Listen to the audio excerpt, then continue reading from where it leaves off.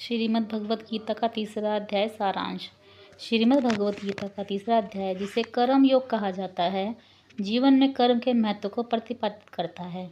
दूसरे अध्याय को सुनकर जब अर्जुन ज्ञान और कर्म के बीच भ्रमित हो जाते हैं, तब भगवान श्री कृष्ण उनके संशय को दूर करते हैं।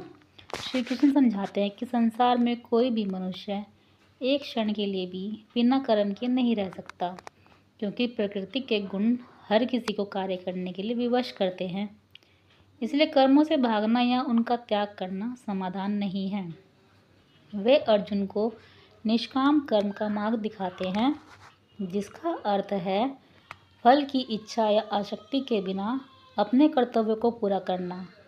जब मनुष्य स्वार्थ छोड़कर और सृष्टि के कल्याण के लिए कर्म करता है, तो वह बंधन में नहीं बनता। श्री कृष्ण स्वयं का उदाहरण देते हुए कहते हैं कि ब्रह्मांड के स्वामी होने के नाते उनके लिए कुछ भी पाना शेष नहीं है। फिर भी वे संसार को सही राह दिखाने के लिए निरंतर कार्य करते हैं। अंत में अर्जुन को काम, वासना और क्रोध रूपी शत्रु को विवेक द्वारा जीतने की प्रेरणा देते हैं। जो मनुष्य बुद्धि को भ्रष्ट करते हैं।